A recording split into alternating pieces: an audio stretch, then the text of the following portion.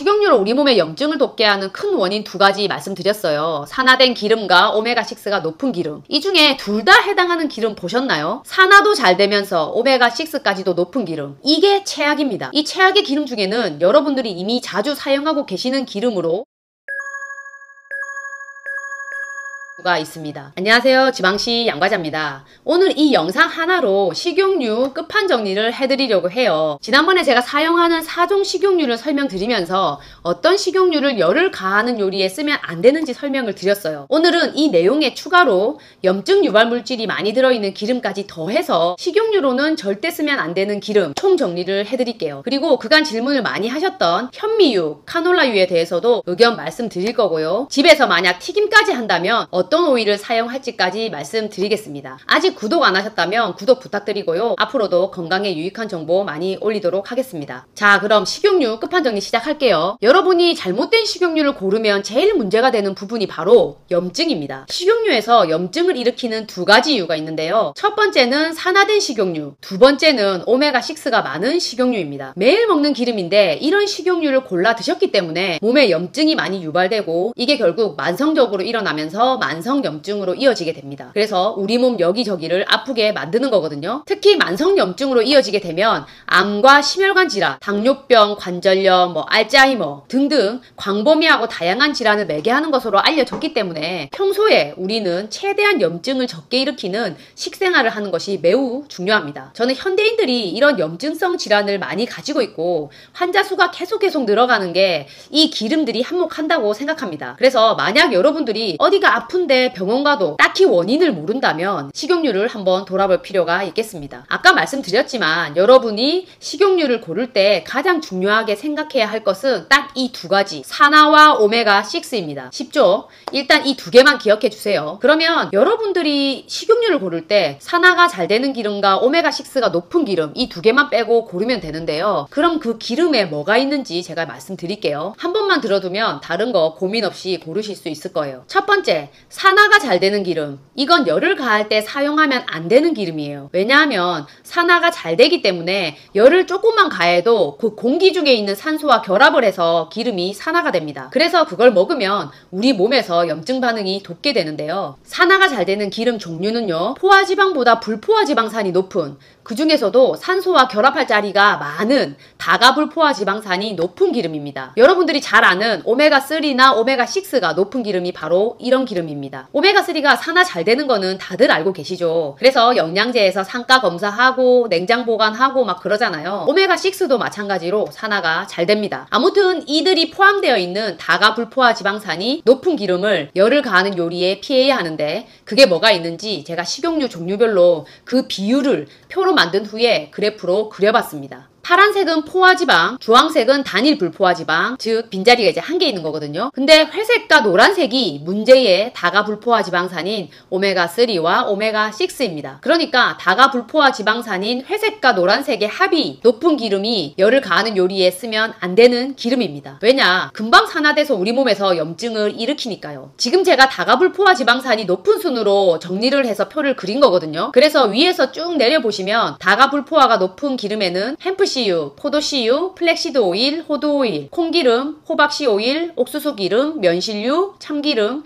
해바라기 씨유 같은 것이 있습니다. 이 중에 아마 많이 사용하시는 게 마트에서 흔하게 식용유 코너에서 구입할 수 있는 포도씨유, 콩기름, 옥수수기름, 해바라기 씨유일 거예요. 가격도 저렴하기 때문에 아마 많은 분들이 이용하고 계실 겁니다. 특히 그림에서 보시면 포도씨유의 다가불포화지방산 함량을 보세요. 70%입니다. 이러면 진짜 산화가 잘 됩니다. 콩기름과 옥수수기름은 50% 정도의 다가불포화지방산으로 구성되어 있는데요. 이건 역시도 되게 높은 거죠. 그러니 이런 기름은 요리할 때, 특히 열을 가하는 요리를 할 때 제발 쓰지 마세요. 자, 다음 두 번째 염증을 유발하는 기름, 바로 오메가6가 높은 기름입니다. 이건 열을 가하든 가하지 않든 그냥 먹을 때도 자주 먹으면 몸의 오메가6 비율을 높여주기 때문에 염증을 잘 발생하게 만듭니다. 표를 보시면 노란색이 오메가6인데요. 여기에는 햄프씨유, 포도씨유, 호두오일, 콩기름, 호박씨 오일, 옥수수기름, 면실류, 참기름, 해바라기 씨유가 포함됩니다. 이런 기름을 통해서 섭취한 오메가6 지방산은 아라키돈산과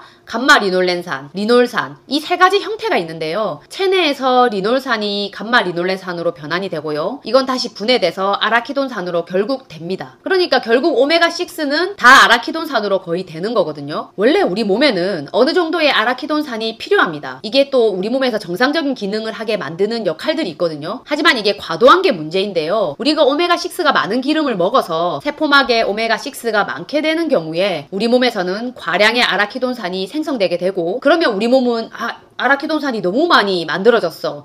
그런 이상을 감지하고 이런 아라키돈산을 제거하기 위해서 파이브록스 같은 효소들을 생산을 증가시키게 됩니다. 그걸 분해하기 위해서요. 그래서 이런 효소들이 아라키돈산을 분해해서 류코트리엔이나 아니면은 프로스타글란딘으로 가게 되면은 염증 반응이 유발되게 되고, 이를 통해서 각종 염증이 돋고 통증이 심해지는 겁니다. 그래서 우리가 먹는 약 중에 이부프로펜 같은 진통제나 아스피린이 아라키돈산이 프로스타글란딘으로 가는 걸 막아줘서 염증하고 통증을 가라앉히고요.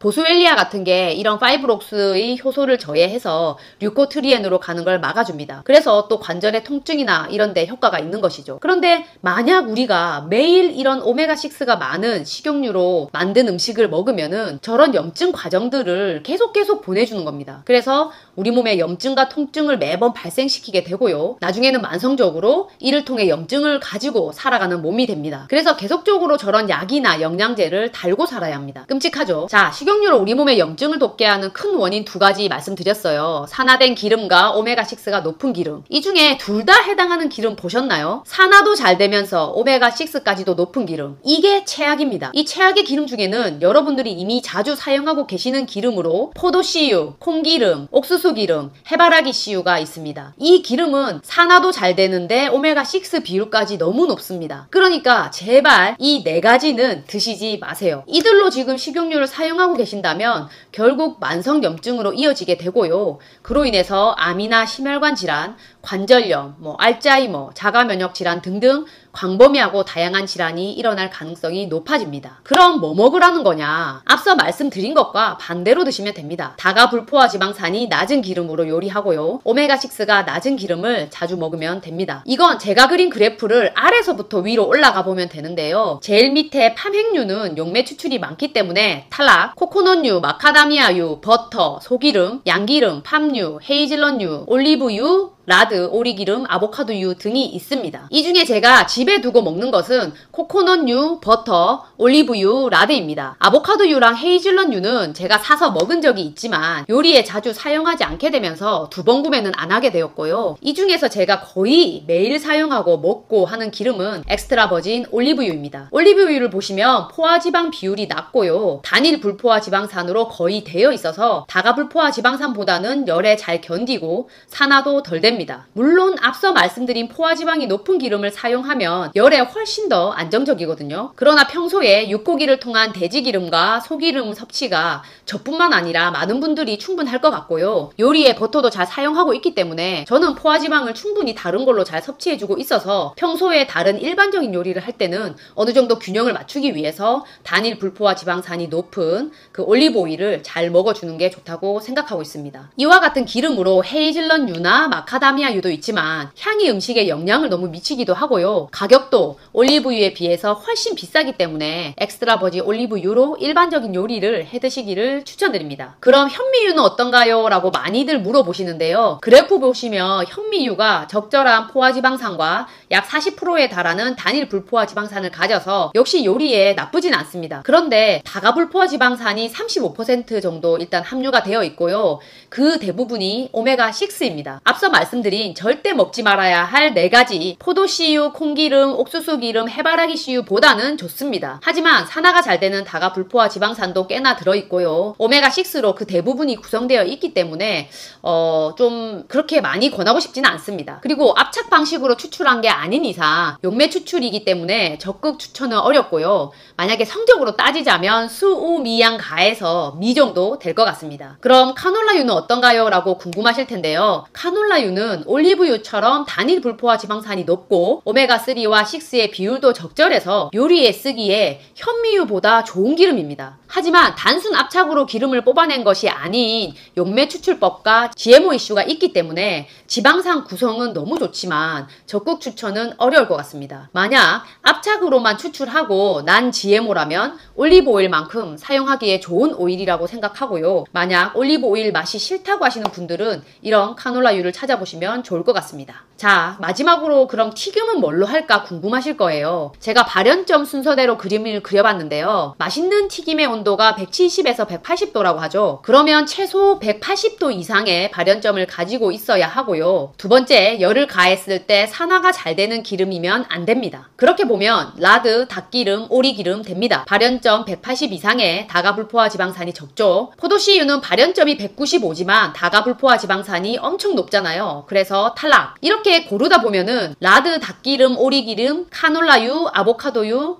우지, 아몬드유, 양기름, 헤이즐넛유, 파맥유, 정제버터, 팜유, 정제 올리브유입니다. 이 중에서 우리가 쓰기 쉽게 판매하는 것이 카놀라유, 아보카도유, 팜유, 정제 올리브유죠. 카놀라유는 난 GMO 압착 추출이면 오케이. 아보카도유는 튀김에 쓰기에 너무 비쌉니다. 제가 제일 추천드리는 것 튀김용 기름은 정제 올리브유입니다. 240도의 넉넉한 발연점과 적은 다가 불포화 지방산 때문이고요. 팜유도 지방산 구성은 매우 좋은데 문제는 유기용매 추출이라는 이슈가 있어가지고 이게 순수 압착 오일이라면 발연점 235도에 포화지방이 높아서 산화도 잘 안 되는 특성을 갖고 있기 때문에 이것도 나쁘지 않습니다. 이렇게 해서 결론은 일반적인 볶음 요리까지는 엑스트라 버진 올리브유를 사용하시고요. 튀김으로 넘어가시면 정제 올리브유를 사용하시는 게 제일 괜찮지 않나 싶습니다. 그리고 올리브 오일도 산도가 낮은 신선한 오일일수록 산화에 잘 견디고요. 그러니까 산도가 확인된 오일로 구매하시면 더욱 좋을 것 같습니다. 이건 이제 제 기준으로 뽑은 것이고요. 만약에 뭐 핵산 추출이네, GMO네 이런 거 별로 신경을 안 쓰신다면 카놀라유가 가성비 제일 괜찮습니다. 올리브유가 아무리 지방시에서 할인을 해줘도 비싸서 못 사 드시겠다고 하신다면 포도씨유, 콩기름, 해바라기 씨유, 옥수수 기름보다는 차라리 카놀라유를 드세요. 그게 산화 안정성, 오메가6 섭취에 있어서도 그 사정보다는 낫습니다. 오늘은 여러분들이 드시는 식용유, 산화, 오메가6 비율, 발연점까지 이야기를 해봤는데요. 도움이 되셨을까요? 요즘 극과 극처럼 집에서 요리를 잘 해먹는 사람과 아닌 사람이